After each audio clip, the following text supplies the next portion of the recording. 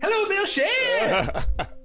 Good morning, Matt. This is Matt, by the way. You know, we talk before we get on the air. We have there's pregame before the DMZ starts. Hours, literally hours of back and forth and negotiations. And so Matt was doing one of his, droopy dog. Oh, I'm so sad about America. I'm so sad about the Republican Party. Oh, woe is me. And so this is Matt trying to buck up. Let's have a good show, boys and girls. I'm overcompensating. No, it's funny. I got up and drank a lot of coffee and went for a run. And then I realized I got a couple miles away from my house, and then I got an alert saying in 10 minutes I had a radio interview with WBAL, and I wanted to be in my house so it's not noisy. So then I had to run back and be back.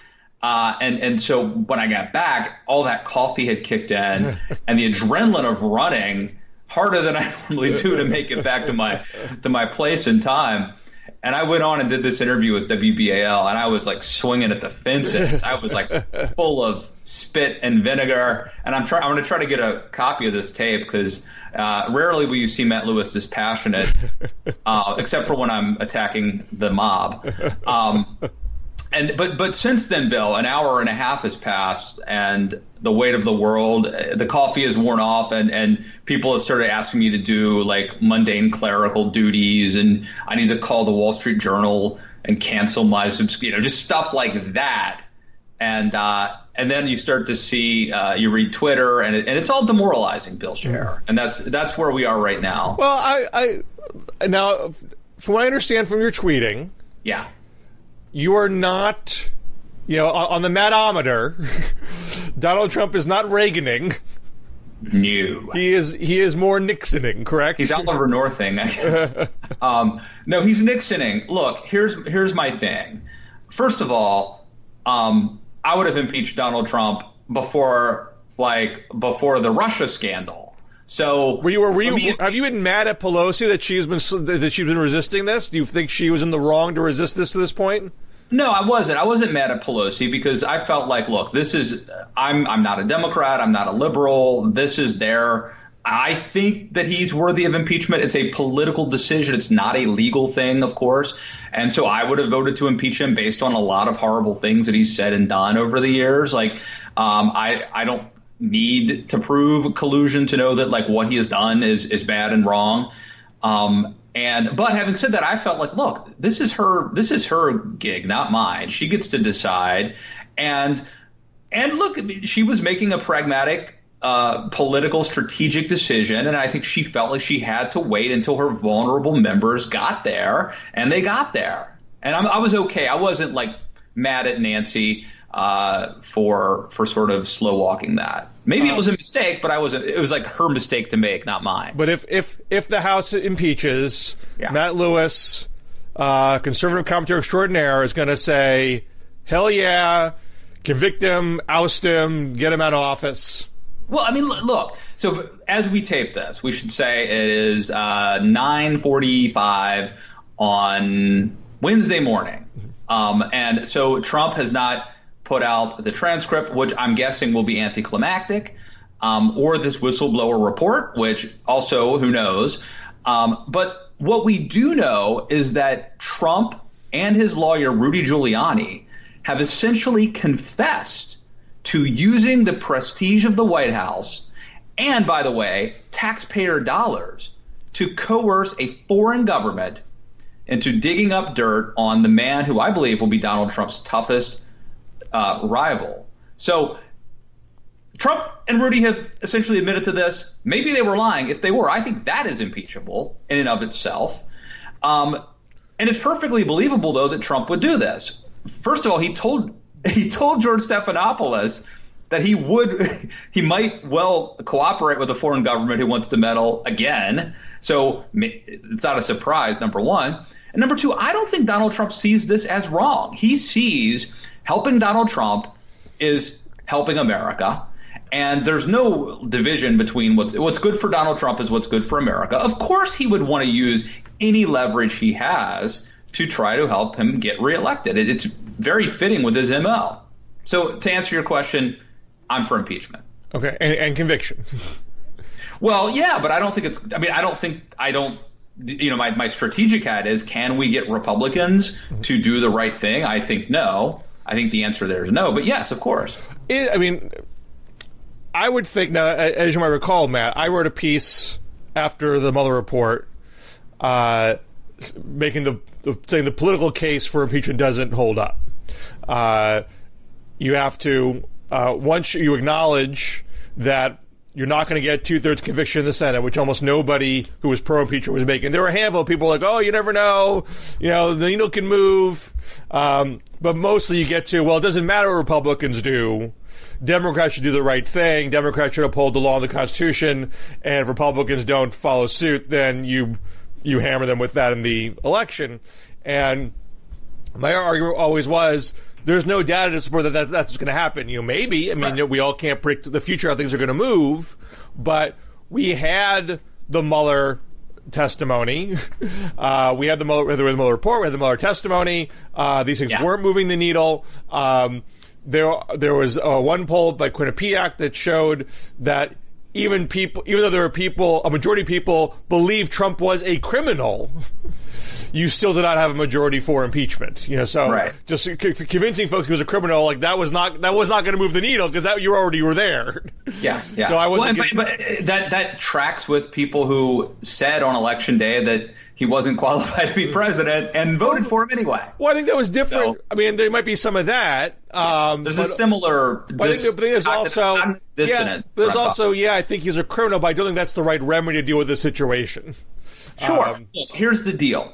The public, it's going to be hard for Democrats to bring the public along on this one, in my opinion. That's a political problem. And I think that, sadly, the things that a country needs to do to prevent itself from slipping into a banana republic, the things like caring about the rule of law, separation of powers, congressional oversight, all those things are they're sort of esoteric niceties that I don't think the average person cares that much about. And the average person says, look, I get to vote in November of 2020, and that is the referendum. And if we let the public decide.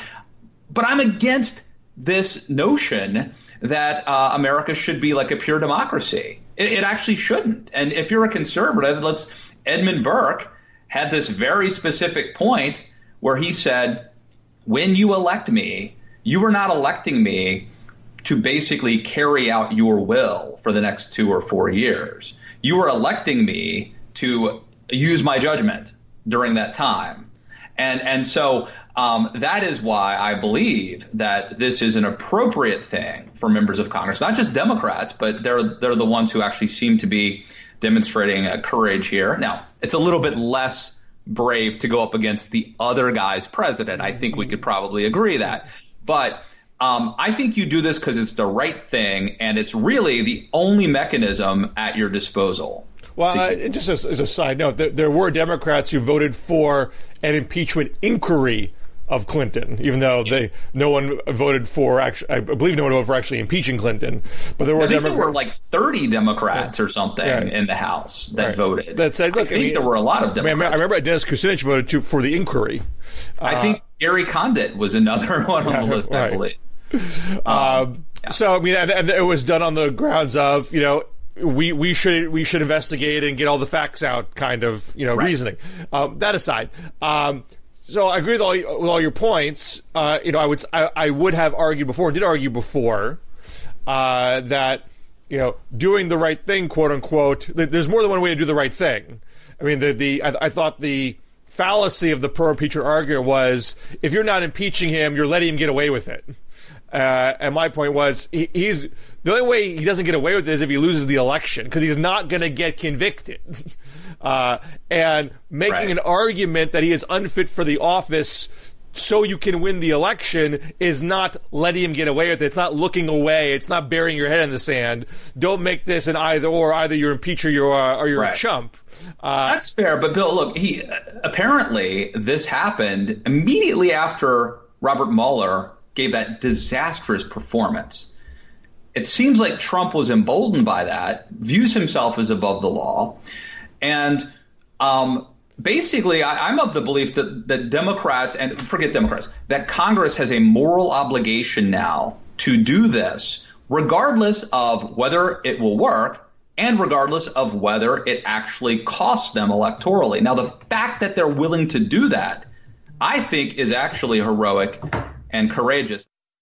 Well, to your point about Trump feeling emboldened after the Mueller testimony, I mean, think what would have happened if Democrats impeached right after that, lost in the Senate.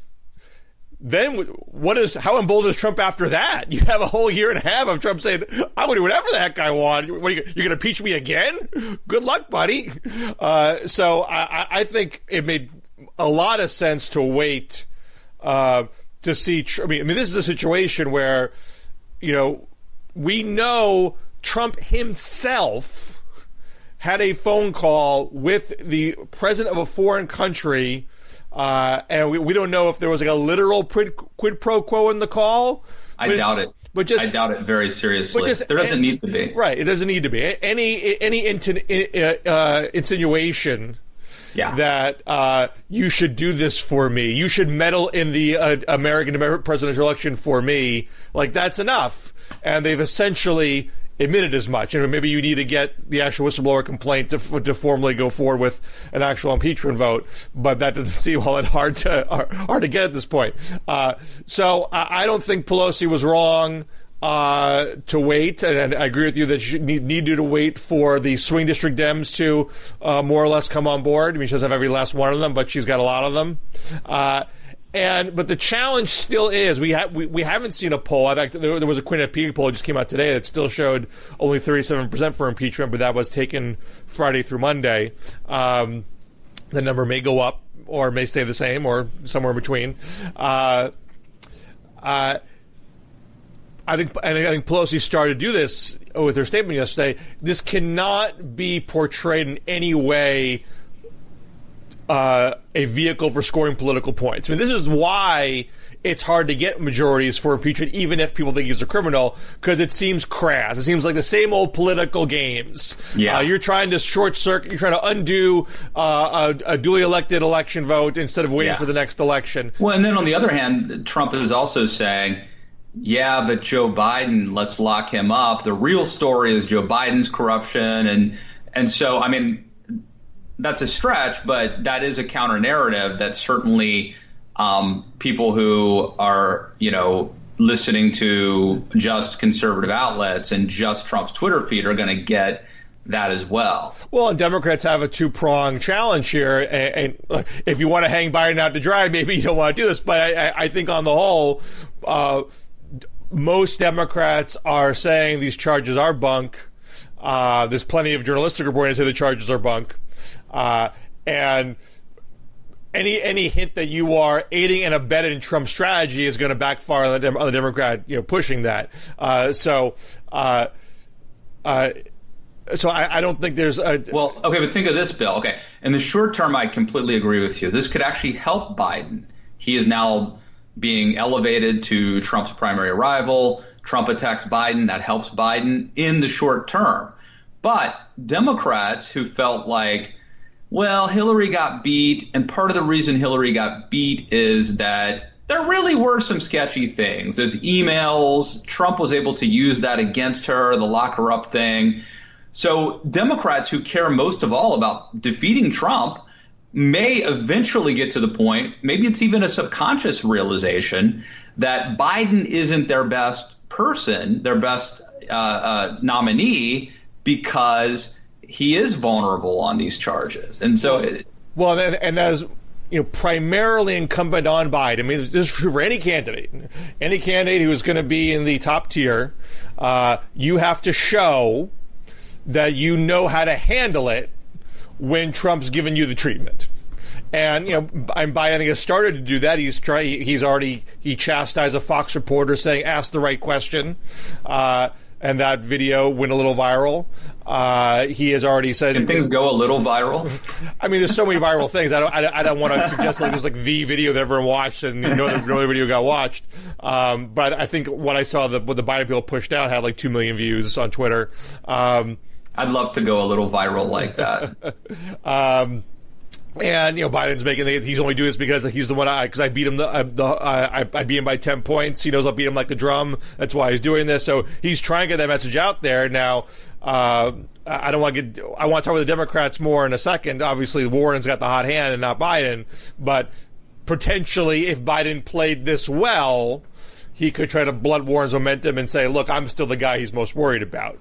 But to get back to whether impeachment's a good idea or not, or how you do it, I think Pelosi needs to present this in a way that's not about helping Biden or helping Democrats, but upholding rule of law. Yeah. And there's even, obviously, if you're on social media, you'll hear partisans say, put Republicans on the hot seat, make them, let's make them expose the fact that they don't care about the rule of law and they're defending Trump. And Pelosi can't put it in those terms. Yeah. Well, she came out and talked about the Constitution and Ben Franklin. Right. I think she did that exactly right. And the Democrats now are the party that does care, for now at least, more about the rule of law and the Constitution. It pains me to say this, Bill, and this is why I'm so troubled. But I mean, I would be troubled by the state of the country in any event, right? But this is so difficult for probably a handful of people who are in my situation, because it also, aside from everything else that everyone's dealing with, it also just illustrates how the Republican Party and the conservative movement are gone completely. But I think again, not that I think Trump will get convicted, because I don't. And I don't necessarily think Pelosi herself should say this, but I think some Democrats should find a way to get into the conversation. Look, guys, this is not going to help us. We're already beating Trump. All of our nominees beat Trump in the polls by some margin. We're not afraid of Trump in the general election. We're saying we think the rule of law and the Constitution are so important, we will take President Pence. We will give you the opportunity to clean the slate and give Mr. Choir Boy, won't be in a room with another woman, a chance to start over and have that debate. And we know deep down in your hearts, you want President Pence too. So, yeah. I mean, again, I don't think that's the literal language that should be used. But I think something that gets out there say, look, this is not about us trying to beat you. That would be a great. This is actually inherently a bipartisan act, or can be a bipartisan act that doesn't put you guys in the on your back heels.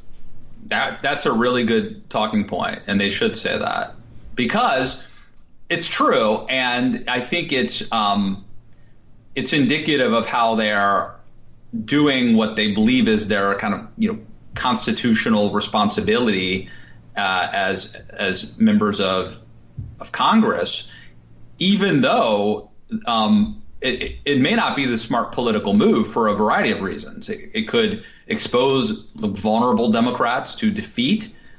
And as you mentioned, like best case scenario, you end up with Mike Pence, who maybe it goes on to serve 2.5 terms. Right? Well, that's the thing. I mean, this isn't exactly like Harding Coolidge, because Harding died, he wasn't impeached. But soon after he died, that's when all the Teapot Dome stuff, hit big, and it didn't drag down Coolidge. Coolidge was the guy who got 2 special prosecutors and cleaned house and was seen as the guy that fixed the place up. Pence could be that guy. He's not going to brandish the shiv because he has saluted Trump up to this point, but. Unless he's implicated in this one. But he hasn't been. I mean, there's no reporting saying that he was. Isn't there? I've seen, now you never know what you see on Twitter, but I've started to see, now again, the caveat here, I have not vetted this information, but I've started to see grumblings that maybe Pence is more than the Russia case that maybe he would be. So who knows? I don't know. Well, and even Coolidge was like around. Coolidge was like in cabinet meetings. He wasn't literally removed, but he was able to get the perception that he wasn't directly involved. And the same thing with George H.W. Bush, who this all goes back to Bill Barr. Bill Barr? Yeah, Barr? The AG. Who was the AG back then, too. Yeah, right. So, but to go back to the Democrats. So I have a piece in Politico which was published right when Pelosi spoke. So I'm sure you have not read it. But Warren definitely is the candidate on the rise. She is now first place in the most recent Iowa poll by 2 points. First place in the most recent New Hampshire poll by 2 points. I just saw it came out in California. She was ahead. And the Quinnipiac poll put her ahead of Biden, I think, also by 2 points. Now that is, I think, in part because the crowds have been growing, and she had the big New York City crowd that kind of was the exclamation point. I'm the candidate of the left. I'm the candidate that's energizing the base. I'm the candidate that has the clearest theory of the case and the set of plans to get done we want to get done. My piece didn't talk about Biden, although I'm happy to talk about him, after I make the point. There are a bunch of our favorite political data journalists saying, hey, don't look at crowd sizes. Crowd sizes are a bad metric. They don't predict the election outcomes the way polls can. They're not broad cross-sections of the electorate. They're manufactured events of self-selecting supporters. So, you should be wary how you look at them. And, that's true to a point. I mean, I wouldn't look at a crowd. The candidates with the biggest crowds don't always win. Bernie Sanders didn't beat Hillary Clinton. Howard Dean didn't beat John Kerry. But it doesn't mean they're meaningless. I mean, I think it's a plain, simple observation that Warren having bigger crowds than Bernie has helped her say, I'm a more a compelling candidate of the left than Bernie is. People are more attracted to what I have to say than what he has to say. And the whole argument that, is she likable? Well, if you're attracting, 10,000 plus people in major cities, then someone likes you. Obviously, you're not a drip. So that definitely, neutralizes that talking point, at least for the time being. And there is the potential for candidates with big crowds to leverage that into building their volunteer armies, and Warren does already. I mean, these are people who are known supporters by and large. They RSVP for the events on Facebook. They have their data. They text them at the event or right after the event and say, hey, can you give us $5? Or hey, can you volunteer in your community? What are you willing to do? So that's a help, with a caveat that there's a fair amount of political science research on these questions of what makes for the best get out the vote canvasser. And the gold standard canvasser is someone in your own community. Friends and neighbors are your best canvasser. And on top of that, there's some evidence to suggest demographically similar. African Americans respond better to African American canvassers, Latino canvassers, white working class to white working class. So Warren getting a big crowd in New York City is not a help in Iowa or New Hampshire. Now, after Washington Square Park, she did 2,000 in Iowa City at the University of Iowa. Now, that is very, very helpful, not just because it's Iowa, but the Iowa Democratic electorate is majority college educated, 2/3 liberal, almost uniformly white. So a 2,000 person crowd in Iowa City, almost every person in that crowd you could send out to their communities and be, a top quality canvasser. When Howard Dean tried to parachute in the perfect storm with the orange hats, it was basically a billboard, I'm not from around here. And that was a total disaster. So anecdotally, we have operatives on the ground in Iowa and New Hampshire and Nevada saying Warren's built a great campaigner. She's getting into the community. She's building personal relationships. She's in really great shape. We don't have those anecdotes for South Carolina. South Carolina is majority African American. It is 60% without college diplomas, and it is almost half, about 46%, moderate or conservative.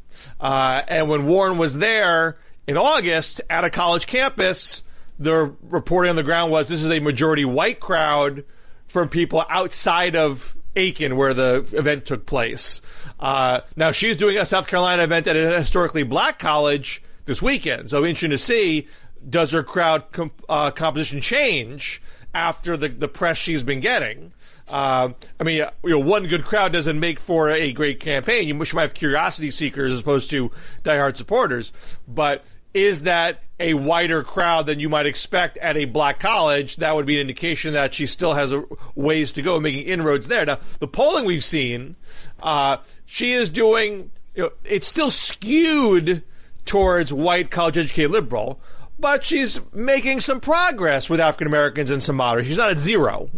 Biden's still winning with African Americans. Biden still wins with moderates. And I should say, Biden's not shut out with liberals either. He's not, it's neck and neck practically with Warren. So, their coalitions are diverse in multiple respects. But if Warren is continuing to grow and Biden is not, those numbers won't stay the same. But it doesn't mean that Biden has to have as big a crowd as Warren does. But he does need to have a get out the vote operation. And he can build that with smaller events. I mean, Kerry beat Dean because he had a quality Iowa operation. He had cultivated captains of people in Iowa who knew their friends and neighbors, even when his polls were bad. And so when Dean began to wobble and Kerry began to have a burst of energy with his events with his band of brothers, he had the infrastructure in place to capitalize on that. I don't know right now what Biden's infrastructure is like. I do think, to pivot to Biden for a minute, we've talked in the past about whether the gaffes would eventually catch up with him, and the data to this point has suggested, he's got his loyalists who shrug it off, and I think, he's not at zero. He still has loyalists who do shrug it off, but you can only go. It seems like the death of a thousand cuts argument is carrying some water here. You can only have so many days in a row where you aren't generating a good headline for yourself. I mean, if his individual headlines aren't that bad, when was the last good headline Biden had? So he needs to perform better. I mean, my case before to you was, it's not about his ideology so much, because he has a moderate lane to work with, but he has to perform, and he hasn't performed well over the past several days. Slouching his way to the White House. I mean, you can have a gaffe here and there, but if literally I just saw a column in the Washington Post that was sort of pro-Biden column, and was critical of Pelosi for impeachment, thinking the impeachment was going to drag up all the Hunter Biden stuff and not help him, which I don't necessarily think is set in stone, because it matters how Biden handles it. But put that aside. He went to Kansas City for a UAW event, part of the GM strike, and he was like, Biden was great. Biden was on point. He connected with the crowd. He was cogent. He had energy. I did not see a single article about this event. He's not getting press when he is good. Now, I mean, and that's not saying the press is mean and not acknowledging him. It's incumbent on the candidate to do something newsworthy. Just having a good day isn't newsworthy. That is newsworthy for Joe Biden. I mean, it's in a certain respect, but it's man bites dog. Right. But you're not going to get a headline Biden has normal day. That's not going to be a news story. You got to do something extra special to get news. And so he's at a point where a normally good day is not enough to get news, and only the gaffes are making news. And you can whine and complain about that, but depend upon the candidate to change that dynamic. That's a commentary on our media culture, but you're right. It's media culture, but it's human nature. And candidates who win don't get into self-pitying mode about it. They do something to fix it. I agree. I got to go write another column about impeachment and then fly to Texas. What part of Texas? So let me do some shameless self-promotion. Okay. First of all, I will be interviewing Governor Bill Weld in Texas on Thursday morning, tomorrow morning, as we tape this. Wow, that's Are quick. you going to ask him the execution question? I, of course, have to, because he says that Trump is guilty of treason and that the punishment for that is execution. I think the question to ask, and you're free to steal this outright. Okay. Is that you said the other day that Donald Trump committed treason.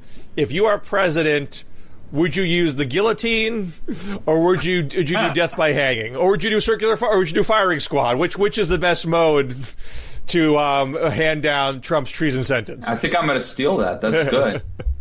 By the way, if you're in Austin, Texas, come by and see us. It's Thursday morning at the Texas Tribune Festival. And tweet me questions I should ask him at Matt K. Lewis. Also, check out 2 podcasts I did this week that I think are really good. One is with Tom LoBianco, who has a great new book about Mike Pence. Could be timely. I think it's called Power and Piety, or Piety and Power. Whatever the case, it's about Mike Pence. Check out the podcast. And I interviewed, do you know Chuck Klosterman, Bill Scher? I mean, not personally, but I'm aware of his work. You're familiar with his oeuvre. Yeah. Which is quite extensive and quite good. I'm a fan, and had the chance, we had over an hour-long conversation on the podcast about Trump and impeachment, the cinematic masterpiece that is the Sylvester Stallone movie First Blood. We talked about cancel culture and Chappelle, and why he thinks you're a fool if you tweet anything controversial. So we had a really good talk. Check that out, Matt Lewis and the News on iTunes. All right. It's good talking to you, Matt, here on the DMZ. And read your piece in Politico. Read our political piece, why wars big crowds. I forget what the title was, but it's about wars crowds. Size matters, yeah. I think is what it sums up. That's right. And we'll talk next week. All right. See you guys. Bye.